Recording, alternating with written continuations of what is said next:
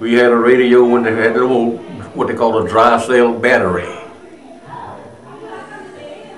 We had a radio. Do you remember any favorite radio programs?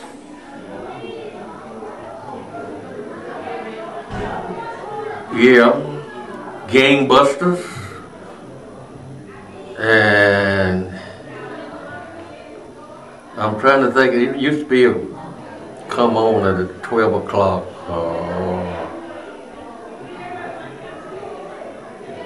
I can't think of the name of it now, but yeah, you had some favorite programs on the radio back in them days.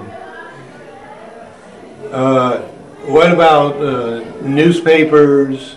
Did you subscribe to any newspapers or magazines? Got a newspaper once a week. I think a newspaper came on Friday. I think got a newspaper once a week.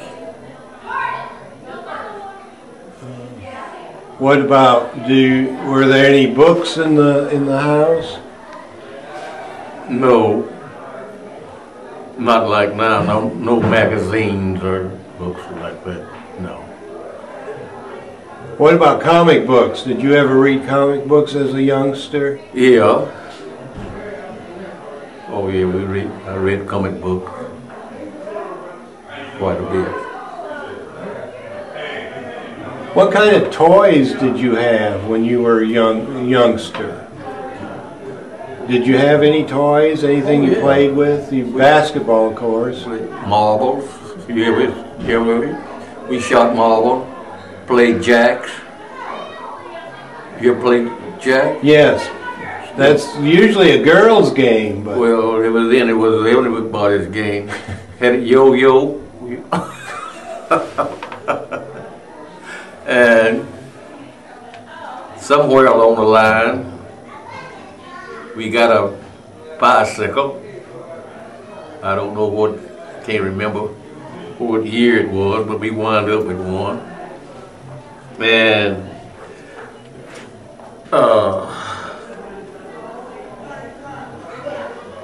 that's about it. Wagon.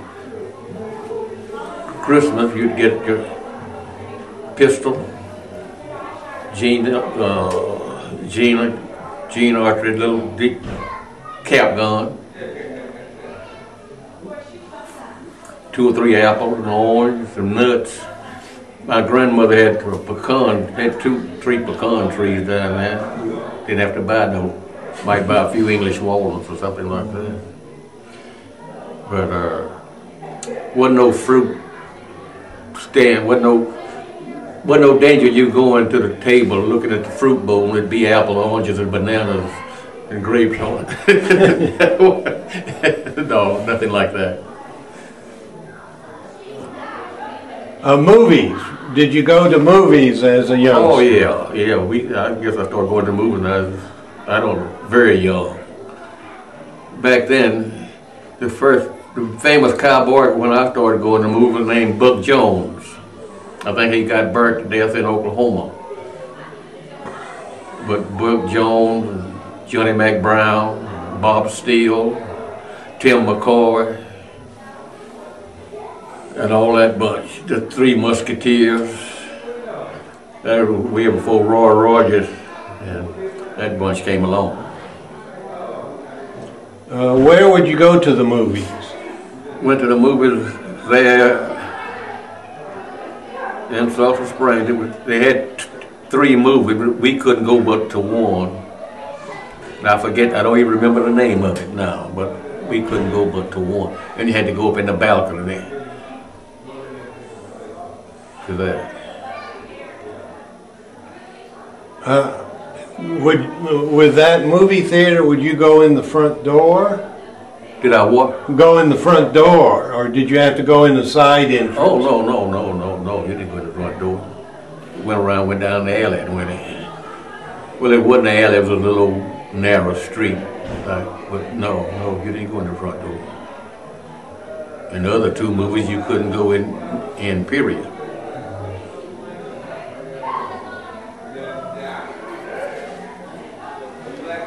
What about when you went to the movie, Would you get popcorn, soft drink?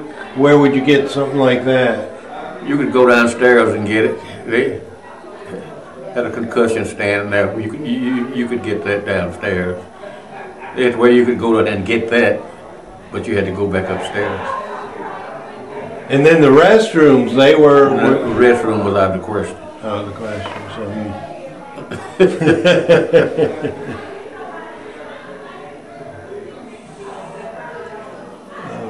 What about Juneteenth celebrations when you were a youngster? That was a great, that was a day that everybody looked forward to. 19th of June.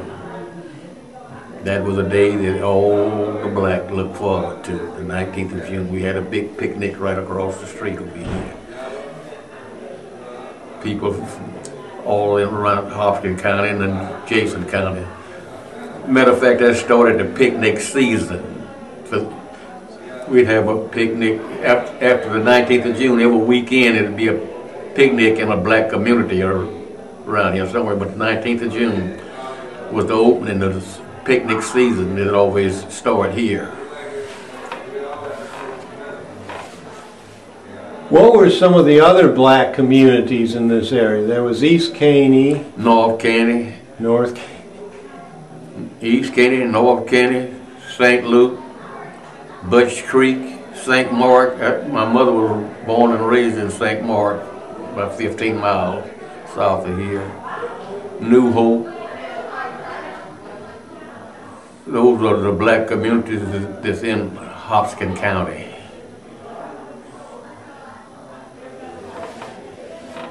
Were there times when here at the church they'd be visiting whites that would come for special events? Oh yeah. Oh yeah. We've always had white visitors at this church, ever since I can remember. And then would like a choir from East Caney go to a white church? I don't ever remember a choir going, but where I told you, where you turned it came on, it was a church there too. Well, it was a school, church, and a store all sit there, shaggy. Now, when they had their revival, we'd go.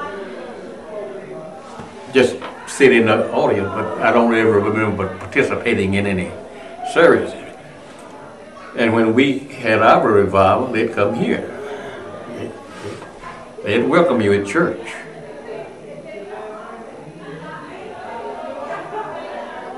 Would there be separate seating, or did they just sort of congregate? I'm gonna say I don't remember. All I know, we'd go to church up there. Now, we'd probably be sitting with the boys, because we'd be, before the church got started, we'd be playing, we'd just go in and sit with the boys. So I'm going to say it was semi-segregated.